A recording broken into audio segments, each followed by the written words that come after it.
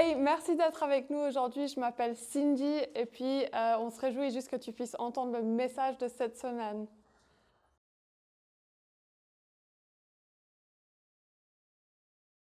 Excellent. J'espère que vous allez bien ce matin. La semaine passée, on célébrait Christ, le ressuscité. Est-ce qu'on continue à vivre à la lumière de cette vérité? J'espère que, en tant que disciple de Christ, notre désir, ce n'est pas simplement une fois par année se rappeler qu'il est ressuscité, mais c'est vivre au quotidien à la lumière de cette vérité. Il est véritablement ressuscité et au travers de son Saint-Esprit qui est rendu disponible, nous pouvons vivre avec lui, ce qui fait partie de ses promesses, n'est-ce pas? Il a dit, et moi, je ne vous laisserai jamais seul. Merci Seigneur pour cette bonne nouvelle. Je vous dis ça simplement pour vous rappeler, n'oubliez pas, ce n'était pas seulement la semaine passée qu'il est ressuscité, il est toujours ressuscité. Ça marche? Aujourd'hui, on commence une nouvelle série. Alors, si vous n'êtes pas familier avec Home et comment on fonctionne, en général, on a des séries, c'est-à-dire que pendant quelques semaines, on approfondit un petit peu plus un thème, une thématique, une réflexion. Ça nous permet d'aller un petit peu plus en profondeur. Et cette nouvelle série s'appelle De génération en génération. Et on va du coup parler de génération, surprise. On se réjouit de pouvoir faire ça. Mais il y a une chose particulière, c'est aussi que c'est vraiment pas tout le temps le cas. Cette série, elle sera uniquement sur les dimanches matins. Les dimanches soirs, ils auront une autre série en parallèle qui sera aussi celle-ci uniquement le dimanche soir. Donc tous les messages seront disponibles en tout cas en audio. Mais comme ça, vous savez, ça vaut la peine de rester le matin si vous voulez suivre la série. Ensemble, en fait, ce qu'on veut, c'est réfléchir à ce que ça peut signifier et ce à quoi ça peut ressembler d'être une église pour toutes les générations. Une église de génération en génération, une église qui dure et qui va continuer à durer. Et ce matin, j'ai envie de vous parler un petit peu à partir de mon cœur, parce qu'on en a déjà parlé plusieurs fois. Si vous n'êtes pas nouveau ici, si vous avez l'habitude d'être là, c'est des choses que vous avez déjà entendues. La plupart d'entre vous, vous avez entendu qu'on veut penser et vivre l'église comme une famille. Et c'est exactement avec cette idée-là, la famille, c'est intergénérationnel. Une famille, ça ne s'arrête pas à moi. Ça va se poursuivre après, au-delà de moi, avec ce que je vais laisser avec mon héritage. Et on va creuser ensemble ça. Mais je vous le dis tout de suite, mon envie, c'est que nos cœurs, dans nos cœurs, il y ait un désir de vivre cela. Et pas seulement dans nos cœurs, mais que ça se traduise par des choses concrètes qu'on va vivre dans nos quotidiens. Je crois que si vous regardez la société autour de nous, il y a beaucoup de crises en ce moment. Alors, c'est un mot qui est devenu très à la mode depuis le Covid.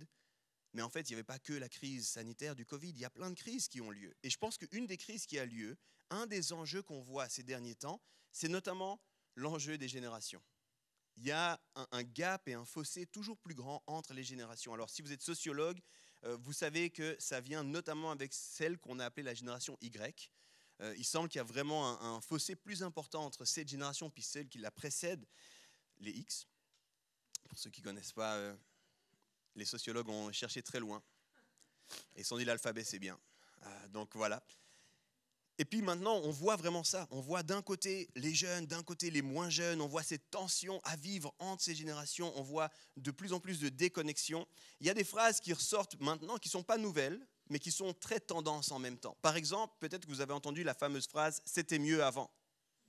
Vous avez déjà entendu ça, peut-être vous l'avez dit vous-même. Hein. C'était mieux avant. Alors, sachez que historiquement, on a des sources qui datent d'environ 2000 à 6000 ans avant Jésus-Christ qui disaient déjà c'était mieux avant. Alors on est mal parti, c'était forcément mieux avant, c'est nul maintenant. Voilà, ça semble être toujours le cas. Puis il y a une autre expression qui a été rendue populaire avec notamment Internet, c'est « OK Boomer ». Il y en a qui ont entendu ça? C'est les jeunes qui sont un petit peu là, « OK, c'est bon les vieux, on a compris, c'est bon. Hein ». Ça c'est le genre de slogan dans lesquels on est aujourd'hui, puis qui marque un petit peu ce gap, ce fossé, cette rupture entre les générations. Et si on est honnête, c'est pas facile de se tenir malgré des différences qui sont réelles, des fonctionnements qui sont différents, des attentes face à la vie qui sont différentes, des façons d'appréhender le quotidien qui sont différentes. C'est vrai ça. Mais je crois que c'est un enjeu qu'on doit relever justement ensemble. On ne peut pas juste se cantonner au camp, d'un côté les jeunes, d'un autre côté les moins jeunes, et puis tant pis, nous on est meilleurs, vous êtes moins bons. Ce n'est pas ça l'idée. Peut-être certains le savent ici, je vous disais c'est très personnel parce que en ce moment j'ai une casquette au dehors de celle de l'église, puis de mon rôle de pasteur, c'est que je suis le directeur de la rencontre jeunesse. Et ça veut dire que c'est une rencontre qui existe depuis une trentaine d'années. Et ça veut dire qu'au travers de ce que je fais au quotidien, je réfléchis à comment est-ce qu'on peut équiper, accompagner, rassembler la jeunesse. Donc je suis directeur de la rencontre jeunesse, je suis aussi un professeur à la formation jeunesse. J'ai beaucoup de casquettes qui m'amènent finalement à travailler avec la jeune génération. Et des fois, on m'invite en disant le pasteur jeune. Alors je ne sais pas comment comprendre ça, parce que je suis de moins en moins jeune, force est de constater. Moi je le sais, merci de me trouver toujours jeune, c'est cool, mais la vérité c'est que je vieillis comme vous tous.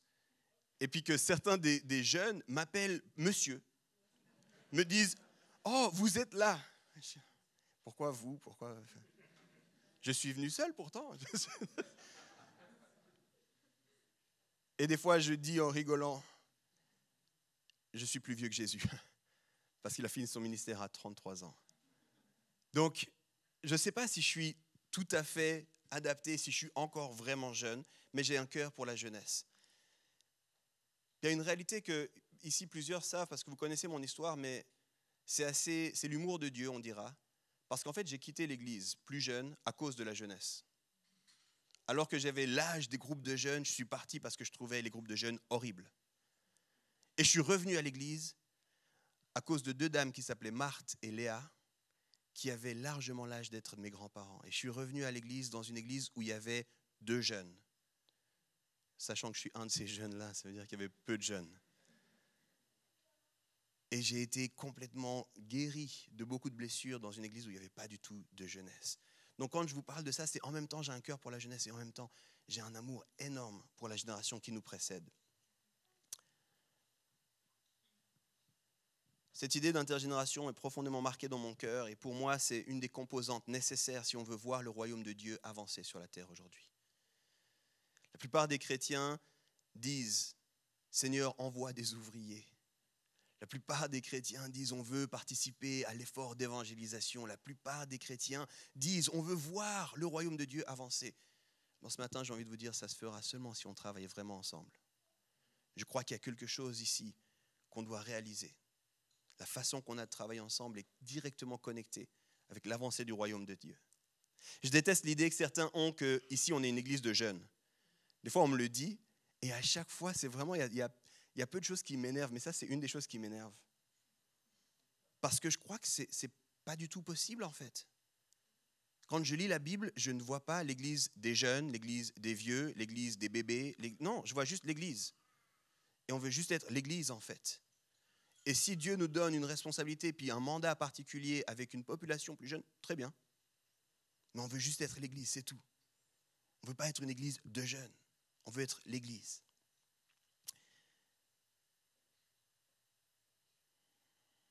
Alors, je vais encore aller un cran plus loin. Et là, je m'adresse aux jeunes. Tous ceux qui ont l'âge d'être jeunes. Tous ceux qui se sentent jeunes dans les cœurs. Les amis, c'est impossible d'avoir les percées qu'on veut dans la vie si on ne travaille pas avec la génération qui nous précède. C'est fondamental, puis c'est de ça que je veux parler ce matin.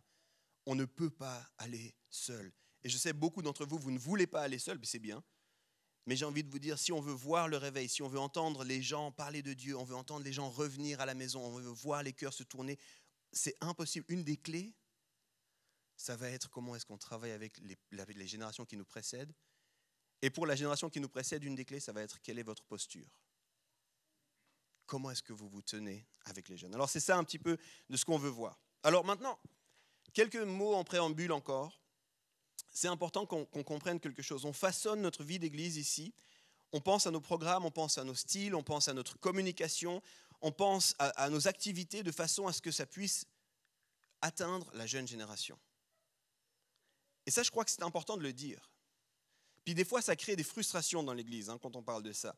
On veut que les jeunes trouvent leur place ici, on veut que les jeunes se sentent à l'aise ici, on veut que les universitaires trouvent leur place ici, on veut que les jeunes couples et les jeunes familles trouvent leur place ici. C'est super important pour nous. On veut les accueillir, on veut les accompagner, on veut marcher avec et on ne veut surtout pas qu'ils entrent ici en disant « c'est une église merveilleuse pour mes grands-parents ». Non, on veut qu'ils trouvent leur place ici puis qu'ils se sentent vraiment à l'aise ici. C'est peut-être pour ça que certains pensent que on peut être une église de jeunes, ce que je ne crois pas. On va lire la Bible, mais il y a une chose que j'ai réalisée, c'est que Dieu nous a donné de travailler avec différentes communautés. Puis c'est important que je dise ça en préambule. J'accompagne des fois des pasteurs qui prennent le relais après un autre pasteur, d'accord? Donc souvent c'est bien. C'est pas des temps de crise. Souvent c'est simplement un pasteur qui arrive gentiment à la retraite, c'est l'âge qui avance, et puis il y a un jeune pasteur qui prend sa place. Et il se trouve que souvent je vais accompagner ces pasteurs-là, et il y a toujours un enjeu. C'est que l'Église dit, on veut de la fraîcheur, on veut de la jeunesse, viens nous surprendre, et puis après un petit moment, l'Église dit, ça change trop. Ça bouge trop. Puis souvent, on a une génération plus âgée qui dit, et nous alors? On se sent oublié, on se sent délaissé. Et ça, alors, ce n'est pas un problème ici, mais c'est quelque chose qu'on voit. Il y en a certains qui disent, c'est plus l'Église que je connaissais. Je me sens plus forcément à ma place, je me sens un peu délaissé. Puis si on creuse un peu, on entend des fois, c'est pas tout le temps, mais on entend des fois, c'est nous qui avons construit cette église, bon sang. C'est nous qui payons pour cette église, bon sang. Ces jeunes, ils n'ont même pas d'argent. Ils ne donnent même pas la dîme, ils ne sont pas loyaux. Et maintenant, on fait tout pour eux. J'entends des fois ça. Et voilà la réalité. Je crois que c'est possible que les plus âgés réalisent qu'ils ne sont pas forcément les premiers bénéficiaires. Je crois que c'est tout à fait possible. Mais je crois que ce n'est pas grave aussi. Je crois que malgré tout, tu peux trouver ta place. Tu peux te sentir bien, tu peux contribuer, tu peux voir le royaume avancer, même si tout n'est pas fait pour toi. Puis c'est important que j'en parle parce que c'est comme dans une famille. Depuis que j'ai des enfants, il y en a qui ont des enfants ici? Ok, il y en a qui ont des neveux-nièces ici? Ok. Il y en a qui ont déjà vu des petits-enfants dans un appartement? Ok. Vous voyez de quoi je parle, alors c'est bon. Depuis que j'ai des enfants, il y a beaucoup des choses de mon quotidien qui sont plus faites pour moi. Par exemple, les menus. Quand je pense aux menus pour les repas, je ne pense pas d'abord qu'est-ce que moi j'aime. Je pense d'abord qu'est-ce qu'ils vont manger. Puis comment est-ce qu'on va réussir à les avoir pour qu'ils mangent quand même leurs légumes. Je te donne un autre exemple, la voiture. Depuis que j'ai des enfants, et particulièrement depuis que j'ai eu des jumeaux, la seule question, c'est est-ce qu'on peut tous les mettre en sécurité dans un véhicule? C'est pas tellement quelle couleur, c'est quoi le moteur que tu as. Je veux juste les transporter du point A au point B. J'ai 4 enfants, c'est compliqué, d'accord? Il faut de la sécurité, c'est juste ça qui compte pour moi. Autre exemple, dernier exemple, les vacances. Tu sais que ça fait longtemps que j'ai plus pensé qu'est-ce que moi j'aimerais pour les vacances. Ça fait longtemps qu'à chaque fois que j'entends que les vacances scolaires s'approchent, il y a une anxiété en moi. Ok, je vais devenir un peu un animateur du Club Med, il faut que je trouve des activités, des choses, machin, c'est parce que les enfants se lèvent. Moi, j'ai des jeunes enfants, ils se lèvent à une heure qui n'est pas raisonnable. J'ai envie de leur dire, mais les gars, c'est les vacances, profitez. Eux me disent, justement, c'est les vacances, à 6h30, il n'y a rien de mieux de faire que d'être debout. Et ça fait longtemps, en tant que papa, que je ne me suis pas dit, bah quand même, ils ne contribuent à rien ici. C'est pas eux qui amènent l'argent quand même. Non, pour moi, c'est normal. C'est normal parce que je suis papa, vous comprenez? Et parce que je suis papa, je ne suis pas en train de dire j'ai plus ma place dans cette famille. On ne fait plus des vacances pour moi. C'est pas la voiture que j'aimerais. Non, je suis là. Ok, c'est pour vous là, c'est pour vous. Je suis en train de Et j'aimerais dire ça parce que c'est important d'avoir cette attitude en fait. Dans l'église, c'est important d'avoir cette attitude. On a notre place, on a des choses à contribuer, mais et qui est-ce que le Seigneur veut nous emmener? Comment est-ce que ça va être pour eux? Comment est-ce que ça va se passer pour eux? Vous savez, quand je regarde les gens qui bossent à la technique ici, les gens qui bossent avec le design par exemple, des fois les gens viennent vers moi, tu penses quoi de ce design? Et je suis là, je ne sais pas, demande à un jeune parce que moi j'y comprends rien aux réseaux sociaux. J'ai aucune idée en fait. Si tu penses que ça marche pour les jeunes, vas-y fonce. La technique là, c'est un univers mystérieux là-bas derrière. J'essaye des fois de m'approcher, je ne comprends rien à ça. Et c'est ok parce que ma question c'est plus, est-ce que les jeunes qui vont venir, est-ce qu'ils vont comprendre ce qui se passe ici? Est-ce que ça va les rejoindre? Et c'est important parce que statistiquement, la plupart des gens de 50 ans et plus, soit vous connaissez déjà Dieu, soit ça va être très dur de vous convaincre que Dieu vous aime malgré tout. La plupart des conversions, ça c'est statistique, hein, la plupart des conversions, la plupart des gens qui ont leur vie transformée, ça se passe avant leurs 30 ans. Ça ne veut pas dire qu'on ne veut pas des vies transformées après les 30 ans, mais ça veut dire qu'il y a un focus à mettre là. Qu'est-ce qui se passe pour les gens avant? C'est là qu'il y a des décisions qui sont clés. Vous savez, j'ai une personne que je connais qui a plus de 50 ans, plus de 60 ans maintenant. On parlait ensemble de la foi. Et la personne était profondément touchée. Elle avait les larmes aux yeux. Et elle me disait, j'ai fait trop de bêtises pour que Dieu m'accepte aujourd'hui. ça voudrait dire changer toute ma vie. Et je n'ai pas la force de changer toute ma vie. La personne avait bien réalisé, mais en d'autres termes, elle me disait, je suis trop vieille pour ça. Mais ça, vous ne l'avez pas avec la personne qui a 23 ans. Hein. La personne qui a 23 ans, elle dit, on y va, on va changer le monde, on fonce. Donc c'est important de comprendre ça, c'est important de réaliser ça. J'aimerais terminer avec une image. Plusieurs ici, vous l'avez vécu ou vous le vivez. Mais comme je l'ai dit, quand vous pensez au fait de devenir parent, tout change. Tu penses ton lieu de vie, tes finances, tes vacances, tout change. Tes priorités ne sont plus les mêmes. Et j'aimerais vous dire, Dieu veut lever et emmener une génération dans cette maison. Dieu veut emmener une génération dans son église. La question c'est, est-ce que nous, on est prêts pour accueillir cette génération? Est-ce qu'on est prêt à dire tout va changer? Parce que c'est pour cette génération en fait. C'est plus à propos de nous maintenant. La plupart vous connaissez ça, mais si vous entrez chez moi aujourd'hui, beaucoup vous êtes déjà venus chez nous, on a pensé notre appartement, la seule question c'était est-ce qu'on peut avoir le contrôle sur ce qui se passe ici? Et du coup on a pris une pièce centrale qui était le plus large possible et on a littéralement encore maintenant un mini toboggan. Quand tu arrives chez moi, tu comprends qu'ici il y a de la place pour les enfants. Tu comprends qu'ici il y a de la vie pour les enfants. Et moi j'aimerais vraiment que cette église soit orientée de cette façon-là. Quand on arrive ici, on dit ici c'est pour les jeunes, ici c'est pour... Mais ça ne veut pas dire que les moins jeunes n'ont pas leur place. C'est-à-dire qu'ils doivent comprendre leur rôle et leur place. Et c'est de ça qu'on va parler maintenant. Alors, est-ce que vous êtes d'accord qu'on prenne la Bible ensemble, ça va? Pour ceux qui ne sont pas d'accord, je m'excuse, on va lire la Bible maintenant. On va aller dans Exode. C'est le deuxième livre de la Bible. On va aller au chapitre 17 et on va lire les versets 8 à 13. Vous verrez, c'est une histoire où il y a des combats, des défis, des bagarres. Restez avec nous, ce n'est pas trop long. Puis je vous donnerai un tout petit peu de contexte juste après. Exode 17, les versets 8 à 13, et ça va s'afficher aussi au-dessus de moi.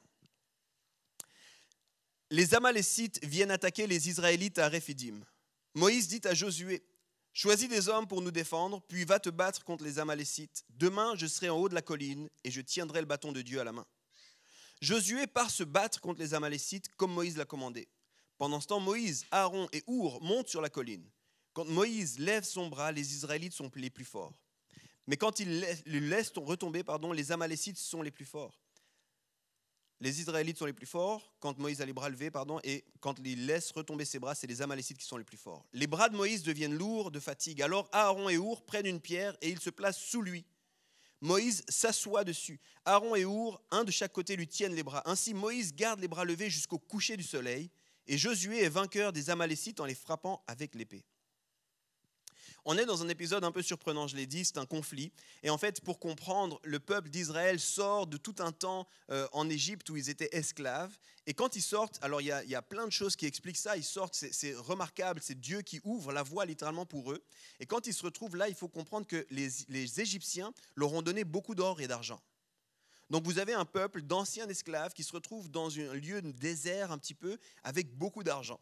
Et là, ça veut dire que les gens autour ont comme envie, ok, là, il y a de l'argent pour nous, il y a de l'argent facile à se faire, on va aller. Et puis, il y a beaucoup de conflits dans cette période-là. Alors, ce qui va se passer, c'est que ici, on est dans les premières batailles après l'Égypte. Et dans ce contexte, on voit Moïse, qui représente les générations des anciens, avec Aaron et Our. Et on voit Josué, qui représente la jeune génération. D'accord? Vous voyez un peu l'image? Et j'aimerais souligner juste quelques éléments avant qu'on entre pleinement dans mes points. Notez que la victoire ici, elle est connectée au fait de travailler entre les générations.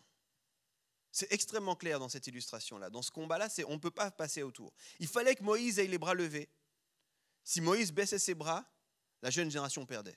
Mais quand Moïse levait ses bras, la jeune génération gagnait. C'est aussi intéressant de noter, à un moment donné, Dieu va envoyer du renfort. Et vous et moi, si on en pense à un combat, une guerre ou quoi, à qui est-ce qu'on envoie du renfort? À ceux qui sont en train de se battre. Mais ici, c'est tout à fait l'opposé qui se passe.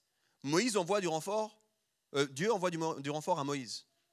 C'est Aaron et Our qui viennent aider Moïse.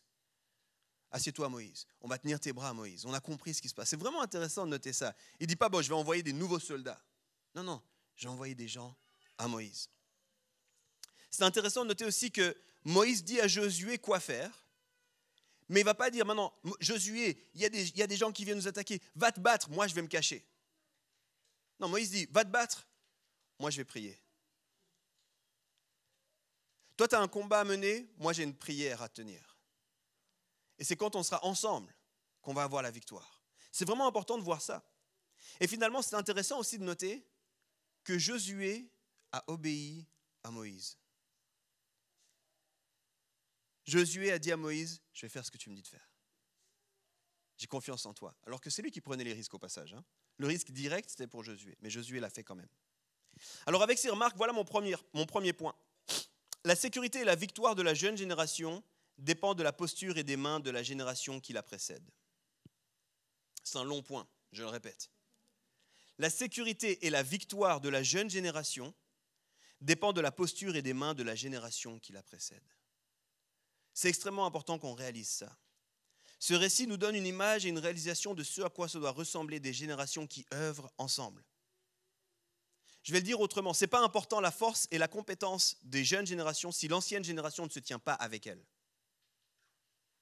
On ne nous dit pas Josué était un super-héros de la bagarre là. On ne nous dit pas il était un super guerrier, on nous dit il a réussi à gagner parce qu'il y avait une génération qui priait pour lui. La victoire de Josué dépendait de la posture de Moïse.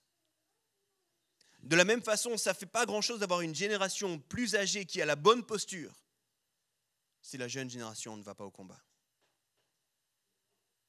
On a besoin des deux. On a besoin des Josué qui vont au combat et on a besoin des Moïse qui prient. Je vais le dire autrement, je vois que vous ne comprenez pas. Si Moïse avait dit on va intercéder, on va faire jeûne et prière, on va sur la montagne et on prie et ce sera bon, il n'y avait pas de victoire.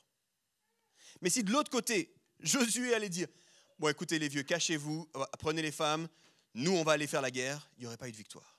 Il y avait besoin que chacun prenne la bonne posture et travaille ensemble pour qu'on puisse avoir la victoire. La victoire va nécessiter que chaque génération joue son rôle. Et ça, c'est très important. C'est pour ça que dans les exemples que je vous donnais avant, souvent quand j'arrive dans des églises où il y a des changements de pasteurs, souvent je vais prêcher dans ces églises et je dis à ceux qui ont voté, ceux qui ont accueilli, maintenant laissez ce pasteur faire son boulot. Et vous, couvrez-le dans la prière. Chacun sa position. Chacun sa posture, chacun son rôle. C'est qu'ensemble que vous allez gagner. Je vais le répéter ici, mais la clé de ce que Dieu veut faire ici, à Lausanne, au milieu de nous, ne dépend pas tellement de la jeune génération. C'est pour ça que ça ne m'intéresse pas d'être une église de jeunes. Ça dépend beaucoup plus de est-ce qu'il y a une génération qui est capable de l'accueillir, de l'aimer, de la couvrir, de prier pour elle, afin qu'on puisse ensemble entrer dans ce que Dieu a pour nous. Ça, c'est la clé. C'est pour ça que vous m'entendez souvent dire on doit développer des cœurs de parents. On doit développer des cœurs de parents. On doit développer des cœurs de parents. C'est pour ça que vous m'entendez souvent dire hey, ça fait un moment que tu es chrétien, deviens parent maintenant. Deviens parent spirituellement, grandis maintenant. C'est plus tout pour toi. Vous savez, j'ai des gens dans ma vie qui ont fait ça et ça a bousculé ma vie. Je me souviens d'une femme, je vous ai parlé de Marthe et Léa qui m'ont accueilli à l'église. Dans cette église, il y avait une femme qui s'appelait Marie-Marthe. Déjà, le nom, Marie-Marthe, tu comprends que ses parents savent. Ceux qui ont la référence comprennent. Marie-Marthe, elle était largement à la retraite. Et moi, j'étais un jeune, et vraiment, j'étais un jeune, alors je le dis avec beaucoup d'humour, mais j'étais un jeune voyou. Il y a un jour, une personne âgée qui est venue dans l'église et qui m'a dit, vous voyez les deux différences, il y en a un qui m'a dit, avec ton look de paumé, tu iras nulle part dans la vie. J'avais 17 ans. Je ne sais pas si vous comprenez ce que ça peut faire à un cœur d'un jeune de 17 ans quand quelqu'un lui dit ça. Horrible, horrible. Mais de l'autre côté, j'avais une Marie-Marthe qui a dit, il faudrait qu'Yves s'occupe de la jeunesse dans cette église. Et puis elle était toujours là. Allez Yves, vas-y, fonce. Et elle travaillait depuis plus de 30 ans dans l'école du dimanche. Et quand j'ai pris le rôle d'être responsable enfance et jeunesse dans cette église, le premier meeting, c'était elle qui était là, son livre ouvert à prendre des notes. Yves, qu'est-ce que tu veux qu'on fasse? Et vraiment, elle a ouvert la voie pour que toute une génération nous voie et dise, on fait confiance à la jeune génération. On fait confiance à la jeune génération. On croit qu'ils ont quelque chose à nous apporter. C'est le temps qu'ils se lèvent et puis qu'ils fassent ce qu'il faut. Moi, j'ai eu une Marie-Marthe dans ma vie. C'est fou ce que ça a fait pour moi dans le ministère. J'ai eu une femme, elle s'appelle Paul. Les noms. Paul. J'arrive dans cette église-là, c'était pas dans l'église où j'étais avant, j'arrive dans cette église et j'étais un peu fatigué, je devais prêcher dans cette église Et c'était une veillée de prière et je devais prêcher à 11 heures. Je ne sais pas si vous avez déjà préparé une prédication à 11 heures du soir, c'est compliqué. Je me disais, est-ce qu'il y aura encore des gens motivés? Est-ce que les gens seront encore... Et là, juste avant, c'était comme un non-stop, prière, prédication, louange, prière, prédication, louange. Donc là, il y a la louange. Et je dis, Seigneur, donne-moi la force. Moi, j'ai envie de dormir. J'ai des jeunes enfants, je suis fatigué. Et je lève les yeux et je vois une dame, littéralement à 1,5 mètre de la scène, dans la louange. Et quand elle chante, elle tape des mains, je dis, mais cette dame, elle a quelle énergie, cette dame-là? Moi, je suis assis, je dis, Seigneur, donne-moi la force. Quand vous voyez des gens comme ça, vous vous sentez obligé. Je me lève quand même, je tape un peu des mains. Et je me mets à prêcher. 11 heures. Je vois qu'elle sort son livre, elle sort ses lunettes, elle commence à écrire, elle écrit. Voilà qu'elle vient me voir à minuit moins quart. Quand tu as parlé de ce point, c'est incroyable. Dieu m'a révélé quelque chose. On va y aller, ramener la louange. Et elle recommence. Elle commence à chanter. Le lendemain, à 8 heures, on repartait. J'arrive à 8 heures, premier rang. C'était Paul qui était là. Et elle vient vers moi et elle me dit, je prie pour mes petits-enfants, qu'ils soient comme toi. Et je dis, dans mon cœur, il y a quelque chose qui s'est passé, les amis. J'ai dit, moi, quand je serai âgé, j'ai envie d'être comme toi. J'ai envie que mes petits-enfants me voient à minuit moins quart, le premier rang, taper des mains, danser et chanter. Elle m'a montré le dimanche, voilà, ça c'est ma fille, ça c'est ma petite fille, c'est pour eux que je prie, j'ai une autre fille à tel endroit. Je dis, mais quelle énergie. Moi, c'est parce que j'ai des exemples comme ça que je me tiens et c'est ça qui me donne envie de continuer. Ces histoires, c'est pour moi des illustrations du cœur de Dieu. Et vous savez, dans l'Ancien Testament, c'est mon deuxième point, Dieu se révèle avec une révélation qu'on connaît mais qu'on oublie parfois. On nous dit qu'il est le Dieu d'Abraham, d'Isaac et de Jacob. Vous avez déjà entendu ça ? Si vous lisez l'Ancien Testament, c'est impossible de passer à côté. C'est sa révélation. À partir des patriarches, c'est comme ça qu'il est appelé le plus souvent. Le Dieu d'Abraham, d'Isaac et de Jacob. Le Dieu d'Abraham, d'Isaac et de Jacob. Mais il y a un sens profond à ça. Ça veut dire que Dieu ne veut pas être simplement le Dieu d'une génération. De la même façon qu'on ne peut pas être simplement l'église d'une génération. Ce n'est pas possible. Dieu veut être le Dieu de ta génération, mais il veut être aussi celui de la génération qui te précède et il veut être aussi celui de la génération qui vient après toi. Donc toi, tu es obligé, que si tu sers le Dieu d'Abraham, d'Isaac et de Jacob, tu ne peux pas penser qu'à ta génération. Tu es obligé de voir, il y a une génération avant moi, il y a une génération après moi. Ce n'est pas seulement Moïse et Josué. Si vous regardez la Bible, vous allez voir ce modèle encore et encore et encore. Là, peut-être, je donne des noms, puis vous ne les connaissez pas. Mais dans l'Ancien Testament, il y a une femme qui s'appelle Esther. Elle a un livre après son nom, Esther. Mais vous savez quoi, les amis, il n'y aurait pas Esther sans Mardoché. C'est parce qu'il y a un gars du nom de Mardoché qui l'a recueilli et qui a été comme un père pour elle alors qu'il n'était pas son père physique, que Esther a pu devenir la reine qu'elle est devenue. La Bible est un peu plus claire là-dessus. Si vous voulez la double portion d'Élisée, il faut savoir qu'il y avait un Élie dans la vie d'Élisée et qu'on ne peut pas avoir la double portion d'Élisée s'il n'y a pas un Élie dans la vie. Et ça, c'est encore une chose qu'on voit. Si vous voulez aller dans le Nouveau Testament, vous ne pouvez pas avoir Paul du Nouveau Testament sans un Barnabas dans sa vie.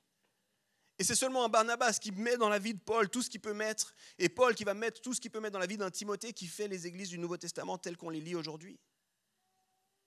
C'est une méthode que Dieu a de tout temps. Malheureusement, on arrive dans un temps, je l'ai dit au début, où on est dans les crises et dans les divisions, et où l'état d'esprit du monde commence à venir dans l'église. Et l'état d'esprit du monde qui nous dit « Ah, les vieux, ah, les jeunes », on commence à l'avoir dans l'église. Dans les églises, ah bon, on va faire les services pour les vieux, et puis bon, on va faire les services pour les jeunes. Non, non, ça ne marche pas comme ça. Pas dans le royaume de Dieu, les amis. Il y a beaucoup d'arrogance dans nos attitudes quand on est comme ça. C'est un manque profond d'humilité. Il est temps qu'on revienne à beaucoup plus d'humilité, qu'on dise Seigneur, pardon, j'ai besoin de la génération qui me précède. Et il y a besoin qu'on ait l'humilité de dire, ok, j'ai eu mon temps, merci Seigneur, maintenant je veux prendre soin de la génération après moi. Comment est-ce que je peux me lever? Comment est-ce que je peux me positionner? Comment est-ce que je peux être présent pour la génération après moi? Imaginez un instant Moïse qui dit, bon écoute, c'est des guerriers, la guerre c'est ton truc de jeune là, nous on va se retirer, courage. Tu m'appelles quand tu as fini. Ou au pire, tu me laisses un message sur Facebook, comme ça, c'est vous faites ça, vous les jeunes, hein, un message sur Facebook, c'est ça? Et imagine que de l'autre côté, Josué lui répond, quoi, Facebook? Ok, boomer. On n'est plus sur Facebook, moi je ferai une vidéo TikTok. Imagine qu'on est n'importe quoi.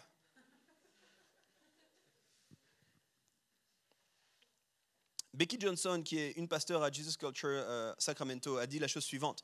Là où tu trouves des personnes déconnectées, tu trouves souvent de l'arrogance. Et n'importe qui a été marié plus d'une semaine sait que c'est vrai. Là où tu trouves des personnes déconnectées, tu trouves souvent de l'arrogance. Ça demande de l'humilité si on veut être connecté. Ça demande suffisamment d'humilité. La jeune génération a besoin de dire « Hey, on a besoin de vous qui nous précédez ». Mais la génération qui nous précède a besoin de dire « Hey, les jeunes, on a besoin de vous ». Je crois qu'on devrait pouvoir venir humblement devant Dieu et dire « Seigneur, pardon, tu es le Dieu d'Abraham, d'Isaac et de Jacob. Aide-nous à marcher entre les générations. » Trop souvent, on veut la terre promise, on veut la réponse à nos prières, on veut toutes ces choses-là, mais on oublie l'importance des relations pour Dieu. Les jeunes veulent les percer. On va changer le monde. Ouais, mais n'oublie pas la génération qui te précède. Avec qui tu vas changer le monde? Dans quelle attitude tu vas changer le monde? Un jour, tu vas devenir vieux. Hein? Un jour, tu vas devenir vieux. Oublie-le pas. Oublie-le pas. Je m'adresse ici aux plus jeunes, mais la percée que tu attends dans ta vie, peut-être qu'elle est liée au fait d'aller écouter les conseils d'un Moïse ou d'un Mardochée. Peut-être que tu pries depuis longtemps, hey, j'ai envie de cette percée, je crois qu'il y a une terre promise pour moi, il y a quelque chose, puis peut-être qu'au travers de ce message, Dieu est en train de te dire, va t'asseoir vers un Moïse ou une Mardochée. Va t'asseoir vers quelqu'un de plus âgé. Écoute un petit peu. Mais je m'adresse aussi aux plus âgés. Il est peut-être temps d'aller vers la jeune génération, s'enquérir. Comment ça va, vous? Il y a une histoire de Esther et Mardochée, c'est parmi les histoires qui m'impactent le plus. On nous dit que Mardochée allait chaque jour vers le temple et puis qu'il faisait comme les 100 pas, s'enquérir. Comment ça va, Esther? Comment ça va, Esther? Et c'est sûr qu'il n'avait pas tous les jours des nouvelles, mais il ne s'arrêtait pas d'aller pour autant. Parfois, on veut tellement la percée, la victoire. Je me demande si seulement on était capable de réaliser l'importance d'être intergénérationnel pour vivre cette percée. La sécurité et la victoire dépendent de l'intergénération. Et on doit redécouvrir ce que ça signifie de servir le Dieu d'Abraham, d'Isaac et de Jacob. Maintenant, la sagesse, le courage et la force viennent aussi de l'intergénération.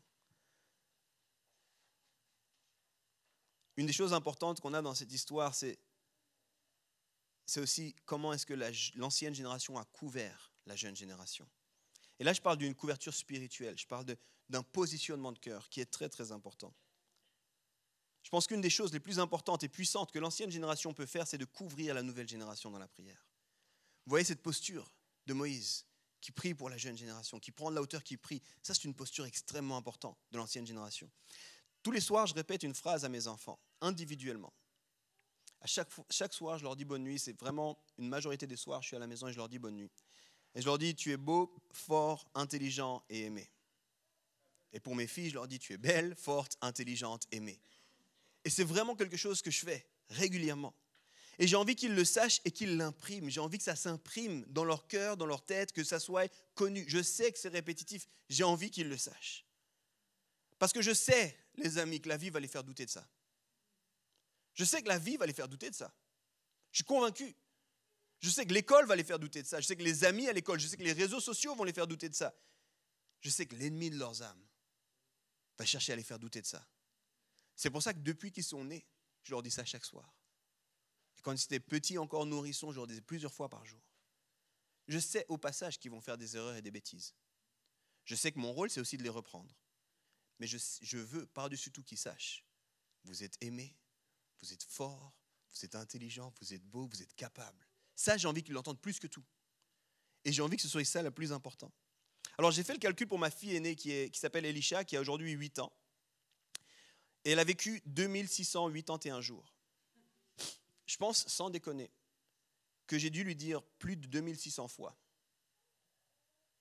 Tu es aimée, belle, forte et intelligente. Et chaque soir, hier soir encore, je suis allé lui le dire et elle le répète avec moi. Elle le sait, elle l'a imprimé, elle connaît ça par cœur. Si je ne le dis pas, c'est bizarre pour elle. Elle le sait. Si vous avez vécu avec nous un minimum, vous savez que je l'ai reprise également. Il y a des fois qu'elle a fait des choses, je lui ai dit non, Elisha, tu ne peux pas faire ça, arrête. Elisha, reviens ici, demande pardon pour ça. Elisha, on ne fait pas comme ça. Elisha, on a besoin de ton aide. J'ai fait toutes ces choses-là. Je l'ai reprise, on a eu des disputes, je lui ai fait des reproches. Mais si n'importe qui d'entre vous va lui demander, est-ce que ton père t'aime? Bien sûr. J'ai aucun doute là-dessus. Il me le dit tous les jours. Je suis aimée, forte, belle et intelligente. Et j'ai envie qu'elle l'entende, et j'ai envie que ça continue. Vous savez, quand les enfants arrivent dans l'adolescence, aujourd'hui, avec tout ce qui se passe, c'est fou là. Les enjeux, c'est fou. Ça n'a rien à voir avec ce que nous on a eu, à cause notamment de l'évolution technologique, ça n'a rien à voir avec ce que nous on a eu. Et ça ne sert à rien qu'on essaye de courir et puis non. Par contre, on peut les couvrir. On peut leur dire, hey, tu es aimé. Quoi qu'il arrive, tu sais quoi, je vais me tenir dans ton coin. Je serai toujours là pour toi, tu pourras toujours venir vers moi. J'ai aucune idée de ce que tu dois passer chaque jour à l'école, de comment ça doit se passer, mais sache que je suis pour toi. En tant que père, je veux qu'elle soit remplie de sagesse, de courage, de force, et je crois que ça vient de moi qui couvre mes enfants. Est-ce que tu couvres la jeune génération dans ta prière? Il n'y a pas besoin d'avoir des enfants dans le naturel pour avoir un cœur de père et de mère. Ça, les amis, la semaine prochaine, vous allez en entendre parler. Incroyable. Il n'y a pas du tout besoin d'avoir des enfants dans le naturel pour avoir ça. C'est une posture de cœur. Est-ce qu'on est prêt à prendre cette posture de cœur? Josué part et il va faire exactement ce que Moïse lui a commandé. Et voilà ce que je crois. Je crois que quand tu es couvert par un père ou par une mère qui t'aime, qui prend soin de toi, qui te rappelle, qui t'accompagne, quand cette personne te dit « va faire ça », tu y vas. Tu y vas. Tu sais pourquoi? Parce que tu ne doutes pas de l'amour de cette génération-là. Quand Moïse va dire à Josué « Hé Josué, va au combat », Josué ne s'est pas dit « il doit m'utiliser là. Va au combat toi-même. » Josué n'a pas dû se dire pour qui il se prend, c'est fatigant le combat. En plus, là, avec mes potes, je voulais aller. Non. Non, Josué, il dit Moïse, t'es mon père. Si tu crois que c'est ce que je dois faire dans ce qu'on est en train de vivre, je vais le faire. Mais tu sais, la deuxième chose, je pense que Josué n'avait aucun doute que Moïse ferait sa part à lui. Josué avait vu Moïse aller dans la tente. Il avait vu Moïse dans sa relation avec Dieu. Il avait vu Moïse, la Bible nous dit Moïse qui parlait à Dieu face à face. Il avait vu ça. Il a dit, ok, si je vais là-bas, je sais que toi, tu vas faire ta part à toi. Alors si tu fais ta part à toi, j'ai aucun problème de faire ma part à moi. Josué savait que Moïse était un héros de la foi. Mais il savait aussi que Moïse était un père pour lui. Et du coup, il a pu lui faire confiance. Et là, je m'adresse de nouveau à l'ancienne génération. Est-ce que vous êtes prêts à être à la fois des héros de la foi, mais également des parents dans la foi? De couvrir, de rire avec, de prier, de se tenir avec. Malheureusement, aujourd'hui, on a souvent une génération qui est la jeune génération, qui vit des enjeux, qui vit des crises, qui vit des situations compliquées, mais qui n'est pas tellement couverte. Pas tellement couverte. Elle est critiquée. Elle est reprochée. Avec ton look de naze, avec vos réseaux sociaux des jeunes, avec... Pas étonnant qu'il n'y a pas de percée, les amis. Pas étonnant. C'est un reflet de notre positionnement face à eux. Des fois, j'entends l'ancienne génération dire « Oh, les jeunes ci, les jeunes ça. » Et j'ai envie de dire « Mais prends ta place alors. Prends ta place. » Ça, c'est un signe de maturité. Petite parenthèse, ça, c'est un signe de maturité quand tu prends ta place.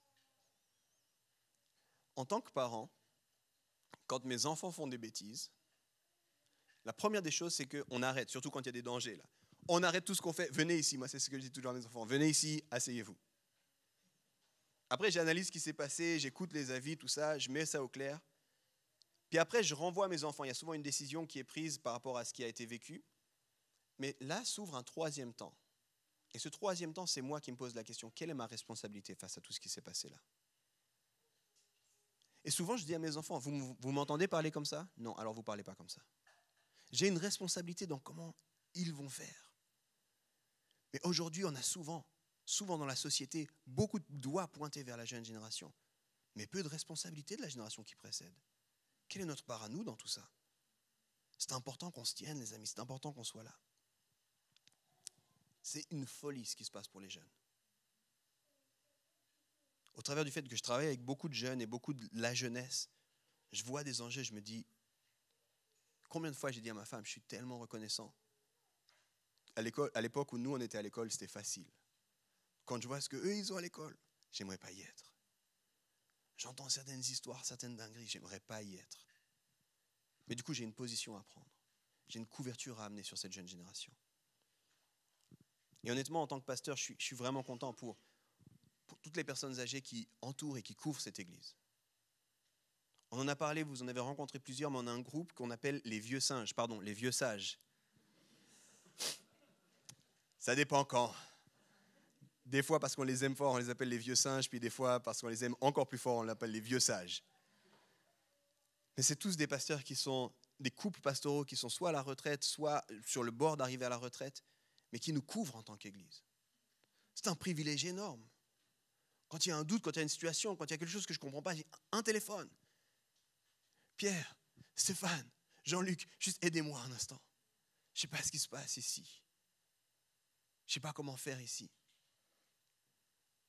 Ce n'était pas possible. Quand on a commencé Home, pour moi, ce n'était pas possible si je n'avais pas ce genre de figure dans ma vie. Et je me souviens que je disais à Dieu, si on doit commencer une église, envoie un père dans ma vie. Et il a envoyé plusieurs parents, une armée de parents dans nos vies. Et il n'y a pas si longtemps, on fêtait les 7 ans. Et puis le week-end d'après, les 7 ans de Home Lausanne, et le week-end d'après, on a fêté les 1 an de Home Genève. Et j'ai envoyé à un de ses parents qui est en Angleterre les photos. Je dis merci d'avoir cru en nous.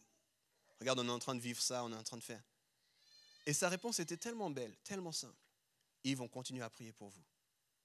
On est fiers de ce que vous vivez. On se tient avec vous.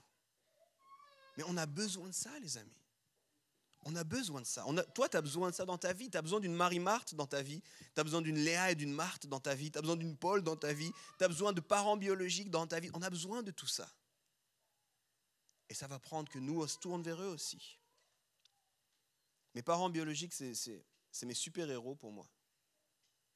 Le nombre de coups qu'ils ont pris à cause de ma folie à moi. Dans l'église, hors de l'église. Plusieurs fois, depuis que je suis devenu parent, je suis allé vers ma mère en disant « Comment tu as fait ? Comment est-ce que tu as survécu, maman ? Pardon. » Plusieurs fois, je lui ai dit « Maman, pardon. On était fous. On était complètement dingues. C'est n'importe quoi. » Et je lui demandais, parce que, voilà, on se parlait comme ça. Et je lui disais « Comment tu faisais le soir, quand aucun d'entre nous en était là ? Comment tu pouvais aller sereinement au lit ? » Et elle m'a dit, quand est-ce que je suis allé sereinement au lit ? Et je me suis rappelé le nombre de fois où je rentrais au milieu de la nuit, tôt le matin, ils étaient là. Et ma mère qui disait, oh, j'ai pas beaucoup dormi la nuit passée. J'étais là, bah t'as qu'à dormir. C'est du haut de ma bêtise d'adolescent.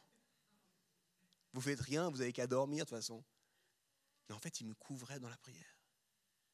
Et un jour, je demandais à ma mère, mais comment vous avez fait ? Et elle a dit, je me suis toujours accroché à ce que Dieu nous a dit pour vous. Et dans les moments les plus difficiles, je disais simplement à Dieu, c'est tes enfants, c'est pas les miens. C'est toi qui les as désirés avant moi. Et j'étais là, mais maman, elle disait non, c'est Dieu qui nous a confiés, mais c'est lui qui vous voulait avant nous. C'est lui qui vous connaissait avant nous. Et il nous a fait des promesses. Alors je lui rappelais ses promesses. Je disais, Seigneur, tu te souviens de ce que tu m'as dit pour mes enfants ? Bah, tu te débrouilles pour que ça arrive. Mais j'ai commencé à avoir la même attitude. Je disais, je vieillis, j'ai commencé à avoir la même attitude. Il y a des situations, je dis, Seigneur, c'est toi qui m'as dit une histoire là, maintenant, écoute, moi je fais ce que je peux, mais c'est toi qui dois faire ça. J'aimerais conclure, puis les musiciens, vous pouvez revenir. Les 2 dernières phrases qu'on a lues au départ, c'est les suivantes. Moïse garde les bras levés jusqu'au coucher du soleil. Et Josué est vainqueur des Amalécites en les frappant avec l'épée. En lisant ça, je me dis, qui a gagné la bataille ? Josué. La réponse, elle est là. Josué a été vainqueur, c'est Josué. Mais pourquoi ? Parce que Moïse était avec lui les bras levés. La percée, les amis, elle va être quand on se tient entre générations. Alors, je réfléchissais, je me disais, qu'est-ce qu'on va faire de ce message ? Puis c'est juste le premier de toute une série sur les générations. J'ai vraiment envie de vous encourager. La semaine prochaine, c'est un grand-père dans la foi pour moi qui sera là. Moi, je suis tellement frustré de ne pas pouvoir être là. Plusieurs, vous avez peut-être entendu son nom, c'est Tom Pansy qui va venir. Si vous connaissez Tom, c'est mon grand-papa. C'est lui qui nous a mariés avec Janet. C'est un homme rempli de foi avec son épouse Linda. Ils sont incroyables, des héros de la foi. Mais comment ils nous ont couverts tout du long, toutes ces années-là. Au même moment où les gens me disaient, avec ton look de paumé dans l'église, Tom me voyait avec mes casquettes, puis il m'a dit, tu sais pourquoi j'aime les casquettes, moi, Yves ? Je dis non, pourquoi? Ça nous protège toujours du soleil. Et vraiment, je dis, ça c'est une blague de grand-papa, ça. Puis en même temps, c'était nouveau pour moi d'avoir quelqu'un qui me disait pas, pourquoi t'as ta casquette? T'as un quoi comme look? C'est quelqu'un qui m'accueillait simplement comme j'étais. Puis qui n'a pas cessé de m'accueillir comme j'étais tout du long. Puis à chaque fois que je lui dis, hey, Tom, j'aurais juste besoin d'aide par rapport à ça. Est-ce qu'on pourrait faire ça? Il me dit toujours, bien sûr. On va regarder, on prie pour vous. Si vous pouvez être là la semaine prochaine, les amis, ne manquez pas ça. Je lui dis, mon plus grand regret, c'est que moi, je ne pourrais pas être là. Je dois prêcher ailleurs la semaine prochaine, mais Tom sera là. Ne manquez pas ça. Puis la semaine d'après, on va avoir un autre invité encore et on va continuer à parler de l'intergénération. Ils vont vous parler de comment eux, ils ont vécu ça aussi. Comment eux, ils vivent ça. Qu'est-ce que ça veut dire pour eux. Et puis à la fin de cette série, on va faire un culte intergénérationnel. Et là, il y en a certains, les parents qui se disent, pourquoi on fait ça? C'est ces moments où je peux être calmement sans mes enfants. Et puis il y a tous les hypersensibles et tout ça qui se disent, on a déjà assez de bruit avec les enfants dans cette salle. Pourquoi ramener plus d'enfants? Et moi j'ai envie de vous dire, parce que c'est ça le royaume de Dieu. Et on aime ce qu'on fait pour les enfants. C'est très important qu'il y ait un espace pour qu'on puisse s'adapter à eux, s'adresser à eux, qu'ils puissent grandir. Et si vous parlez avec des jeunes qui sont à DKT ou à Néos, la jeunesse là, ils vont vous dire comment ils trouvent des grands frères, comment ils sont motivés dans leur foi, comment ça leur donne envie. On va avoir une dizaine de baptêmes qui arrivent et la plupart de ces baptêmes, c'est cette jeune génération. Mais on a envie de les accueillir au milieu de nous. Puis on va faire un culte complètement différent. On va bouger les chaises, on va faire tout ça différemment. Pourquoi? Parce qu'on est ensemble, l'Église. Et on ne veut jamais l'oublier. À aucun moment, quand on envoie les enfants à leur programme, c'est pour se débarrasser d'eux. À aucun moment. C'est exactement comme dans une famille. Si vous avez fait des repas de Noël, ça c'est repas à rallonge. Pour les adultes, c'est magnifique. On s'assoit, on mange bien, on discute, encore un peu de vin s'il te plaît. Les enfants, après l'apéritif, ils sont déjà remplis de chips là. Ils ont pris tous les chips qu'ils trouvaient, ils sont goinfrés, ils n'ont plus de place, ils n'ont plus de force. Puis alors après, moi je me souviens, chez mes parents, on faisait la fondue chinoise. Le repas le plus lent du monde. C'est quoi cette idée de mettre ta viande et d'attendre dans un bouillon tiède jusqu'à ce que je puisse enfin prendre la viande? Et moi, quand j'étais enfant, j'étais là, c'est nul, on ne peut pas mettre toute la viande là-dedans une fois. Et comme ça, je ramasse la viande, je mange 3 morceaux de viande, et puis je veux aller jouer avec mes jouets et tout ça. Et c'est pour ça que mes parents, dans leur grande sagesse, ont dit, vous pouvez sortir de table quand vous voulez. Et nous, on passait du temps dans nos chambres, mais on savait que la porte était toujours ouverte. C'est pour ça qu'on veut vivre l'Église ici. Les plus jeunes, vous êtes bienvenus ici. Puis quand on les envoie, c'est pas pour se débarrasser d'eux, mais c'est pour leur dire, on a bien conscience que des fois, c'est un peu ennuyeux ce que les adultes y font. C'est normal. Alors on vous fait un programme pour vous. Parce que ce Dieu-là, il n'est pas ennuyeux. Et puis on n'a pas envie que vous pensiez que Dieu, il est ennuyeux. Mais à la fin de cette série, on fera un culte intergénérationnel. Et je compte sur vous. Que vous soyez là pour couvrir cette génération. Ne vous dites surtout pas, ah bon, c'est l'occasion de ne pas venir. Non, non, ils ont besoin de vous. Ils ont besoin de vous. Non, mais je dis ça parce que des fois, on est comme ça. Hein. Ah bon, mais s'il n'y a pas le message, alors bon, c'est pas pour moi. Non, c'est pour eux. Et d'ailleurs, c'est peut-être le temps que ce soit plus pour toi, mais que ce soit pour eux, en fait. C'est comme ça qu'on veut façonner l'Église. Alors, je ne sais pas individuellement ce que tu vas faire de ce message. Je sais ce qui s'en vient et je suis profondément impatient de grandir dans cette dimension, d'être une Église pour toutes les générations. Une Église où les générations se tiennent ensemble et entrent ensemble dans ce que Dieu a pour eux. Une Église où tout le monde qui est mature en Christ réalise qu'il est parent en Christ. Indépendamment de sa situation maritale, indépendamment de sa situation biologique, vous êtes tous invités à devenir des parents. Je me réjouis qu'on vive ça.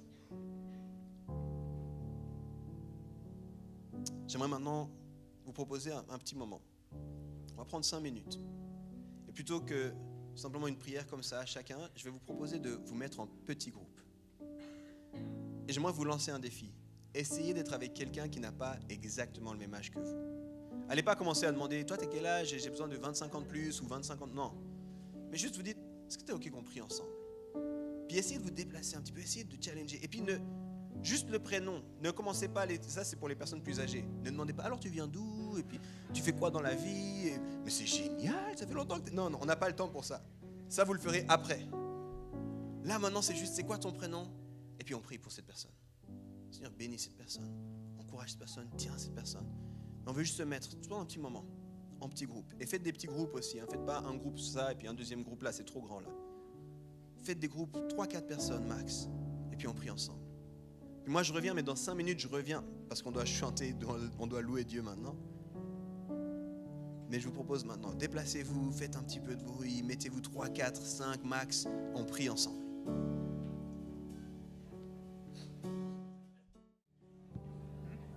Alléluia. Seigneur, merci. Merci pour le privilège de vivre l'Église entre les générations. Merci Seigneur pour les générations qui nous précèdent. Merci pour tout ce qu'elles ont accompli, tous les jalons qu'elles ont posés. Merci pour le privilège de pouvoir courir après eux. Merci Seigneur pour la génération dans laquelle nous sommes. Pour les enjeux de cette génération. Donne-nous de grandir et d'être remplis de sagesse. Et Seigneur, on veut te remettre la génération qui arrive. On veut réaliser à quel point c'est important dans ton cœur qu'on soit intergénérationnel. Alors apprends-nous, Seigneur. Apprends-nous à le vivre au quotidien. Dans le nom de Jésus. Amen. Amen. Amen. Les amis, je vous invite maintenant à un temps de louange et d'adoration. On veut adorer ce Dieu d'Abraham, d'Isaac et de Jacob ensemble. Amen. J'espère que le message a pu te parler et que tu puisses vraiment prendre des pépites avec toi durant la semaine et les mettre en pratique. Si tu as envie de plus d'informations par rapport à l'église de Home et la communauté qu'on est, tu peux sans doute te diriger vers le site internet eglisehome.com ou alors les réseaux sociaux, que ce soit Instagram ou Facebook. Et bonne semaine à toi.